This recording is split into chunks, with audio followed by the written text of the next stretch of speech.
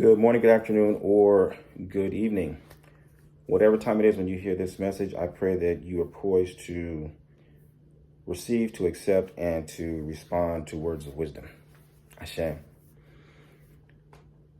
In the West, we have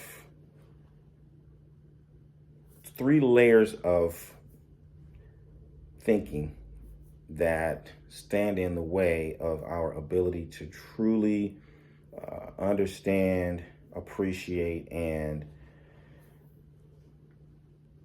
engage with the Supreme Being. And for the time being, I'll call it God. The things that we have built into our thinking here in the West that are obstacles, they stand in the way, they stand between us and God. One of those things is skepticism, right? At the lightest level of skepticism. And what I mean by that is, maybe, show me. Let me see, show me again. Prove it to me, right? Okay, and then once you can prove it, then you probably have convinced the skeptic. A little bit more deeply than that is a little bit more emotional, really. It's like doubt. Doesn't really matter how much you show me. Doesn't matter how much proof there is. I just doubt it. I just don't really, I'm not sure, right? And then from that, you have pretty much total disbelief and irreverence. There's this idea that God doesn't exist, God could not exist, and I'm going to just totally rebel and do whatever I can to prove that it doesn't exist, and I'm untouchable. I can say or do anything against God, and nothing's going to happen to me. And those three layers of thinking have everything to do with our religious experience here in the West. When we think about religion, we're really thinking about Judaism, Christianity, and Islam, which in the larger scheme of things are the same religion, right? I'm oversimplifying, but not really. When you think that there's 5,000 religions in the world, go look it up. If there's not 5,000, it's close to 5,000, 4,900, 5,300, something like that. Like 5,000 religions in the world. So Judaism, Christianity, and Islam really they're like so similar to one another. They're like comparable to Spanish, Portuguese, and French, right? If you speak Spanish, 3 months in Brazil, you're speaking Portuguese. You speak Portuguese or Spanish, 3 months, 6 months in Ivory Coast, you're speaking French. They're that similar. Judaism, Christianity, and Islam are that similar in the grand scheme of things, right? There's 5,000 religions in the world, but here in the West, we're pretty much only exposed to those three. So it kind of makes sense that we think that those definitions of religion are the only ways that you can access God, right? But when we come into psychology, right? When you start to study psychology and you really understand the role of psychology, psychology really helps you define the function of God, right? Independent of religion, there's a psychological function of God. And the psychological function of God is to organize your hierarchy of values. Right? So you have a hierarchy of needs, which you're probably familiar with: food, clothes, shelter, stuff like that. Those things fall into your hierarchy of needs. You have to satisfy those, right? You've got to satisfy your hierarchy of needs. And as you satisfy your hierarchy of needs, then you're able to clarify your hierarchy of values. Your hierarchy of values is the reason why you satisfy the hierarchy of needs in the first place. Okay? And so Whatever's at the top of your hierarchy of values functions psychologically as God. Whatever, whether you call it God, whether you believe in it as God, whether you pray to it as God, doesn't matter. Psychologically, it functions as the thing that organizes your hierarchy of values.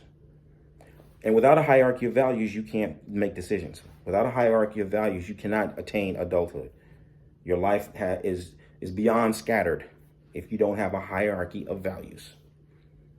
Right? Psychologically, it's built in there. You're hardwired for a hierarchy of values, and there's got to be something at the top. That is God. Okay? And so that's really helpful. It's really helpful because then it gives you the capacity to look at all religious expressions from a personal level, right? And then to understand it, what that collectively means, so the collective psychology of any group of people, which helps us really start to appreciate what Orisha lifestyle offers us as African people. We have within our tradition Ori. Ori is the seat of destiny. Ori is the one that chooses your natural gifts and talents. Ori chooses where you're going to be born, who you're going to be born to. It chooses your cohort, chooses who you're going to serve. In the prenatal state, Ori chooses your fate, basically. And Ori is praised as Akwesin. Akwesin. Akwesin is the one that we call to worship. Ori Akwesin. This is that aspect of your own God consciousness that you worship, right? So we understand that Ori is a microcosm of Olodumare, the Supreme Being. So you have a little tiny version of Olodumare, of the Supreme Being, within your own consciousness, right? And so then what does Olodumare do? Why is Olodumare supreme? Because Olodumare provides. Olodumare provides. Olodumare is the source for everything that has always been and everything that always will be. Olodumare serves creation by providing. Likewise, your Ori serves your creation by providing all of the resources that you need to be fulfilled and to be fully operational. So the way you recognize your full divine consciousness is through service. It's through service. You don't have the capacity of Olodumare to serve all of creation, but you do have the capacity to serve either someone or some cause, right? And the more you recognize that's which is at the height of your hierarchy of values. When you recognize it, you acknowledge it, you embrace it, you say, yes, this is at the height. This is at the top of my hierarchy of values. This is where I get to fully express all of my natural gifts and talents. This is where I get that sigh of relief, where I can show up fully as my whole self and give everything that I have fully, unbridled, unfettered. That's where I get to recognize my God consciousness, right? So your duty in the attempt to recognize Olodumare is to worship through service. The place where you get to fully worship, fully serve, fully yield, fully give everything that you have, everything that you are.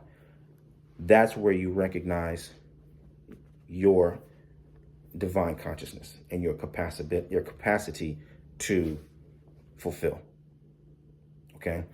And so within the School of Orisha Studies and the Orisha Lifestyle Academy, the goal is to help each and every individual recognize Akwesin, to see where it is that you really want to serve, where it is that you're truly destined to serve, what you really chose to do, where you really chose to show up, in the prenatal state, allow you to recognize it, allow you to acknowledge it, allow you to yield to it, to accept it, and give yourself fully to it.